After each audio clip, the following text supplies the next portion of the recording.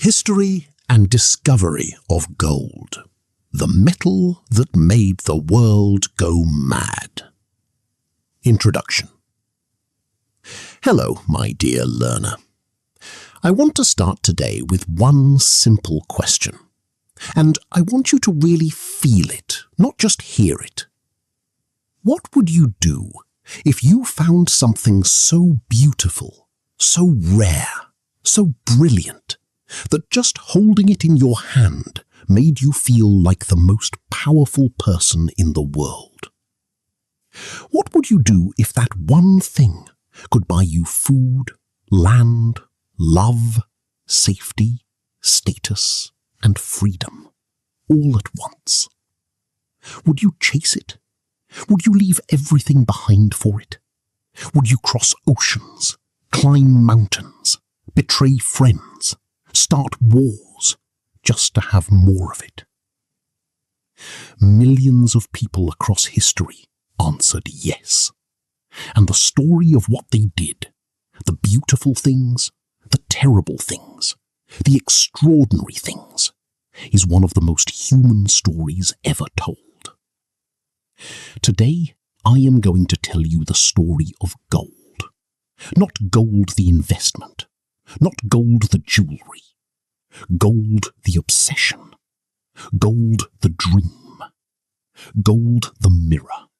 That shows us exactly who human beings truly are when they want something badly enough. And I promise you, this story is about much more than a shiny metal. It is about desire, about sacrifice, about the dangerous line between ambition and greed, and about what we lose when we spend our whole lives chasing something without ever asking why. That question is alive in your life right now, and this story will help you see it more clearly. Let us begin. Part 1. The first glitter, when humans fell in love. Imagine standing beside a shallow river thousands of years ago. The water is clear, the sun is high, and there on the riverbed something catches the light. A small, heavy, impossibly bright piece of something, glowing like a piece of fallen sun. You reach down and pick it up. It is warm. It does not rust. It does not break. It bends softly in your hand like it wants to be shaped, and it is the most beautiful thing you have ever touched. This is how human beings first discovered gold. Not in mines or laboratories, in rivers, with their bare hands, in a moment of pure, accidental wonder. The earliest evidence of gold being used by humans dates back to around 4000 BCE in the ancient lands of modern-day Bulgaria and Egypt. These people did not use gold for money at first. They used it for something even more revealing. They used it for beauty, for jewelry, for decoration, for honoring the dead. They placed gold beside their most beloved people in graves because they believed something that beautiful deserved to travel into the next world. And from that first moment, from that first glittering piece pulled from a river, something was unlocked in the human heart that has never been fully closed again. A belief, deep, irrational, almost spiritual, that gold was not just a metal. It was power made visible. The lesson of part 1 is this. We are drawn to beautiful things. That is not weakness. That is humanity. But the question worth asking, always, is this. Are you appreciating beauty, or are you being controlled by it? Part 2. The Pharaohs and the Mountain of the Sun. No civilization in all of human history loved gold more completely or more magnificently than ancient Egypt. The Egyptians believed gold was the flesh of the gods, specifically the flesh of Ra, the sun god himself. Gold did not just represent divinity. In their minds, gold literally was divine. And so their pharaohs, their god-kings, surrounded themselves with it entirely. The death mask of Tutankhamun, the young pharaoh who died at just 19 years old, was made of solid gold and weighs over 10 kilograms. When archaeologist Howard Carter opened Tutankhamun's tomb in 1922, after 3,000 years of silence, he looked inside with a candle and saw the light reflecting off golden surfaces in every direction. When his assistant asked him what he could see, Carter whispered back, "Wonderful things." 3,000 years, and the gold was still glowing. Egypt had massive gold mines in a region called Nubia, meaning the land of gold, in what is today Sudan. Thousands of workers, many of them enslaved, dug into burning desert rock to extract this metal for pharaohs who would never even see the mines. The gold flowed upward, always upward, to the powerful, while the hands that dug it remained empty. The lesson of Part 2 is one that still echoes loudly today.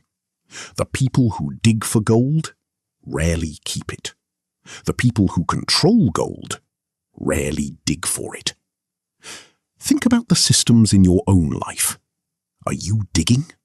Or are you building something that works for you? Part 3. The Gold Rush, when a whole nation lost its mind. The year is 1848. A carpenter named James Marshall is building a sawmill beside the American River in California. He notices something in the water. He picks it up, tests it. His heart nearly stops. Gold. Within months, the most extraordinary human migration in modern history had begun.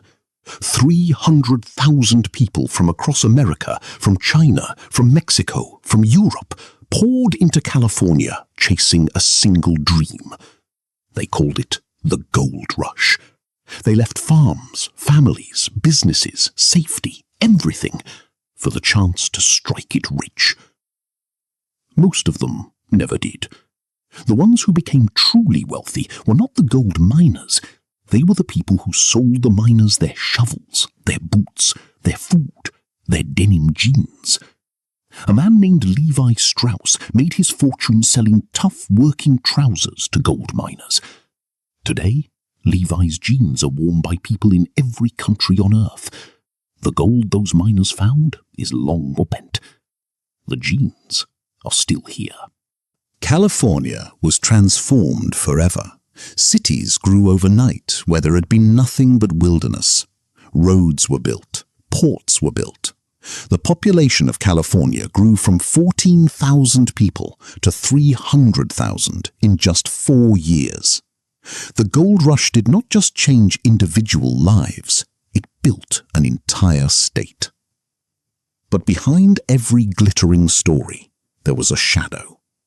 The indigenous people of California, who had lived on that land for thousands of years, were displaced, killed, and destroyed by the flood of gold-hungry strangers. Their land was taken. Their lives were shattered.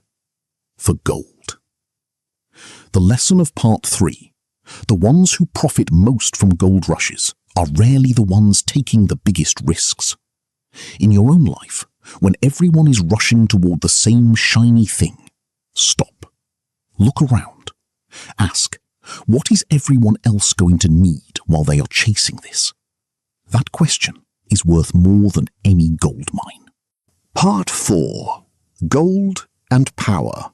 The metal that ran the world. For most of modern history, the entire global economy ran on gold. Countries kept massive reserves of physical gold in underground vaults, and the value of their money was directly tied to how much gold they owned. This was called the gold standard. Your paper money was not just paper, it was a promise that somewhere in a heavily guarded vault there was real gold backing every note in your wallet. The United States held most of the world's gold in a place called Fort Knox in Kentucky, a building so secure, so fortified, so surrounded by armed guards that it became a symbol of absolute safety. Safe as Fort Knox, people still say today. But in 1971, American President Richard Nixon made a decision that changed the entire world's financial system overnight. He ended the gold standard. Money would no longer be backed by physical gold. It would be backed by trust, by faith in governments and institutions. And the world kept turning. Today, gold still sits in central bank vaults across the world. Central banks bought more gold in 2023 than in almost any year in recorded history. Because even now, even in a world of digital money, cryptocurrency, and instant transactions, when human beings feel uncertain, they reach for gold. Because gold does not require trust in any government. It does not need a password. It does not need electricity.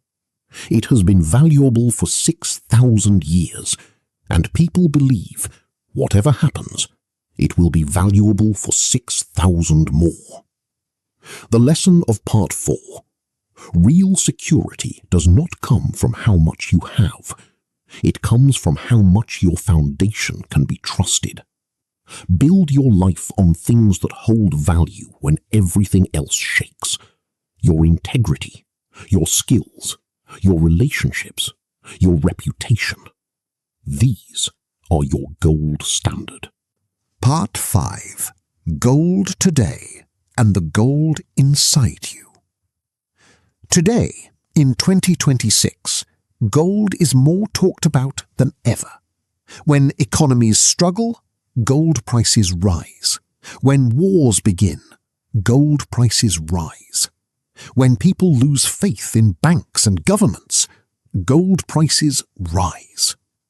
Right now, gold is trading at historic highs because the world is uncertain, and uncertain people always reach for gold.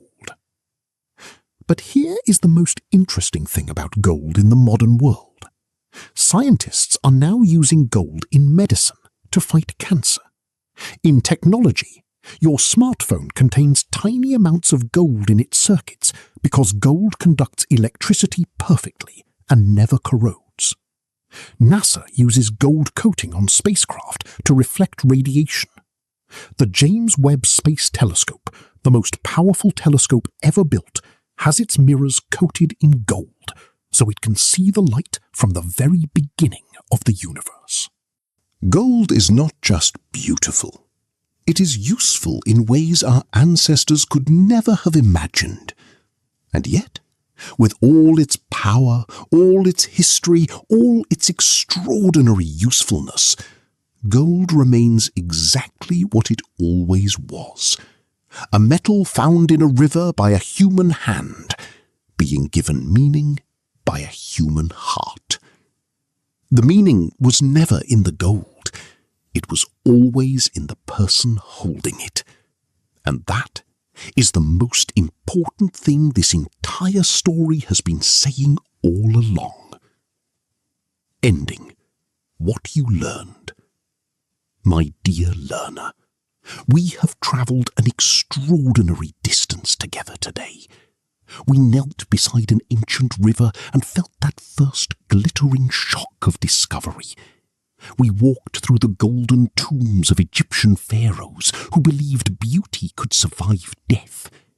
We ran with 300,000 desperate dreamers toward California hills that promised everything and delivered very little. We stood in the vaults of Fort Knox and felt the weight of a world that ran on a promise made in metal. And we arrived here, together, in a present moment where gold still glows on the mirrors of telescopes looking at the very beginning of time. Let me leave these lessons gently inside you as you go. 1. Appreciate beauty without being controlled by it. Gold is beautiful. So are many things in life. Status, success, money, recognition. Appreciate them, enjoy them, but do not let them run you. You are more valuable than anything you chase. 2. In every gold rush, look sideways. When everyone is running toward the same thing, the real opportunity is almost never where the crowd is going. Look at what people will need on their way there. That is where the real gold is. 3. Build your life on things that hold value when everything shakes. Your integrity, your honesty, your kindness, your skills, your word. These are currencies that no market crash, no war, no political change can ever devalue. 4. The meaning is never in the object. Gold is just metal. It means what human beings decide it means, which tells us something profound. The most powerful force in the world is not gold, not money, not power. It is human belief. Believe in the right things, and be careful, very careful, what you give your belief to. Thank you. Thank you truly and completely for your time, your attention, your patience, and your beautiful curiosity. You are learning English, and some days the words feel heavy and the progress feels slow. But remember, gold is not formed quickly. It is formed under enormous pressure, over enormous time, in the darkest and hottest places in the earth. And when it finally appears, it is worth everything. You are in that process right now. The pressure is real. The time is real. But so is the gold you are becoming. Keep going, dear learner. I will be here with another story whenever you are ready.